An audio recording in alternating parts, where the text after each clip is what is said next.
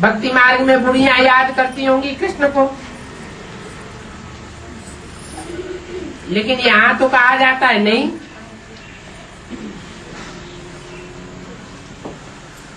कृष्ण को याद नहीं करना है। किसको याद करना है? बाप को याद करना है।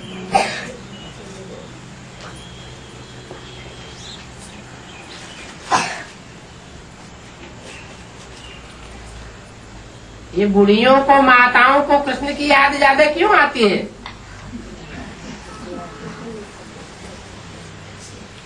हैं?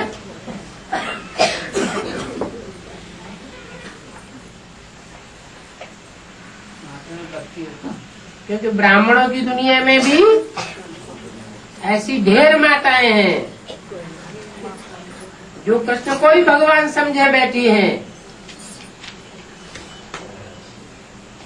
यज्ञ माताएं हैं ना, आदि से ही यज्ञ की पालना कर रही है ना, बूढ़ी बूढ़ी माताएं हैं, उनको कृष्ण ही याद आवेगा। तुम तो बाप को याद करते हो, तुम जानते हो कृष्ण गीता का भगवान है नहीं, कृष्ण कहो ब्रह्मा कहो बात एक ही है। कृष्ण अगर गीता का साकार भगवान होता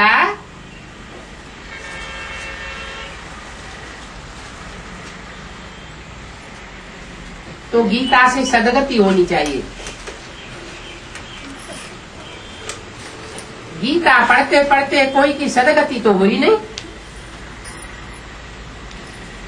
क्यों नहीं हुई सदगति? क्योंकि सदगति होती है ज्ञान से। ज्ञान आता है निराकार से, निराकारी स्टेज वाले से, जो खुद साकार स्थिति में टिका हुआ होगा, देवान में टिका हुआ होगा। वो दूसरों को ज्ञान नहीं दे सकता, जानकारी नहीं दे सकता, सच्चाई नहीं बता सकता। एक सद्गुरु निराकार ही कहा जाता है। वो निराकार सद्गुरु सच्ची बात आकर के बताते हैं, सच्ची बातें बता करके सत्ययुग की स्थापना करते हैं।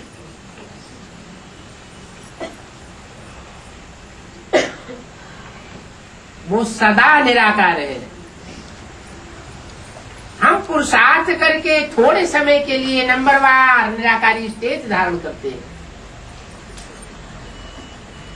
मान लो जिसे मुकर्रर रथ में प्रवेश करता है, वो भी सदाकाल के लिए निराकार रहता है क्या? ज्यादा से ज्यादा कितने समय तक निराकार रह सकता है?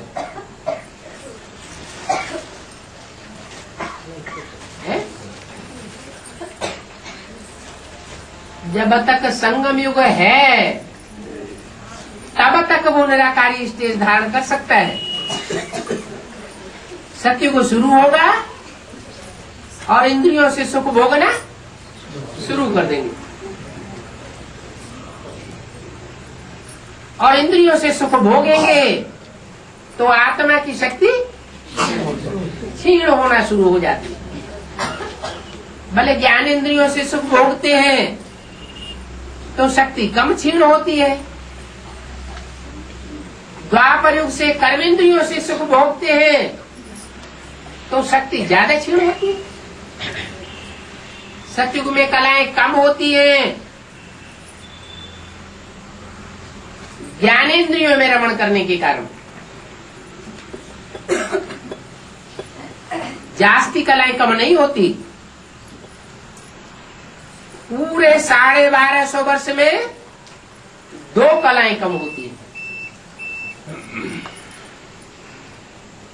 त्रेता में 6 कलाएं कम हो जाती हैं।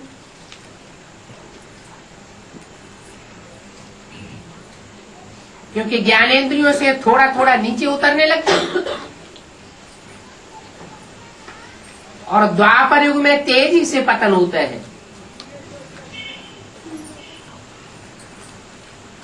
क्योंकि कर्म इंद्रियों से शक्ति क्षीण होना शुरू हो जाती है। कलयुग में कलाहीन बन जाते, एड़ी से लेकर के चोटी तक देहभान समा जाता है।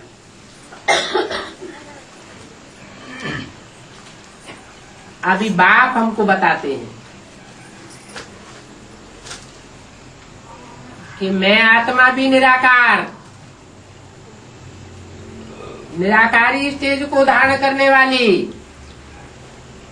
तुम भी निराकार बनो।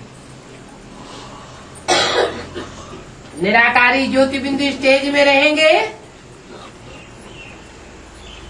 तो निर्विकल्प रहने से निर्विकारी बनेंगे, निर्विकारी बनेंगे तो निरहंकारी बनेंगे। देह का अहंकार खलास हो जाएगा, कर्म इंद्रियों की स्मृति भी भूल जाएगी।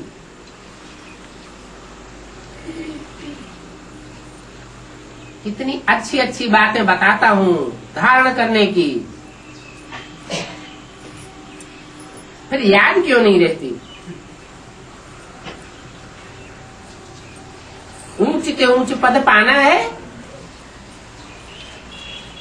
तो इन बातों की धारणा भी करनी है। ऊंच से ऊंच पद वो ही पा सकेंगे जो ऊंच से ऊंच को याद करेंगे। और धर्म पिताएं भी हैं, वो धर्म पिताएं नंबरवार हैं।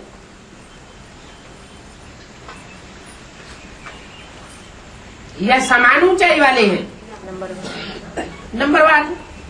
क्यों नंबरवार हैं?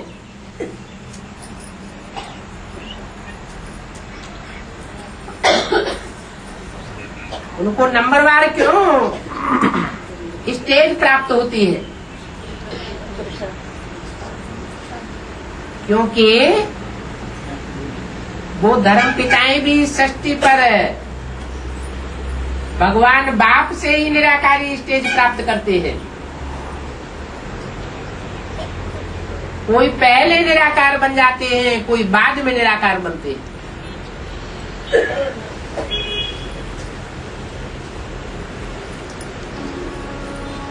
सनातन धर्म की स्थापना जिनके द्वारा होती है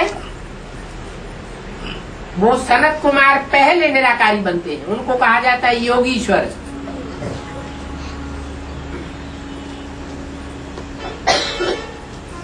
इसलिए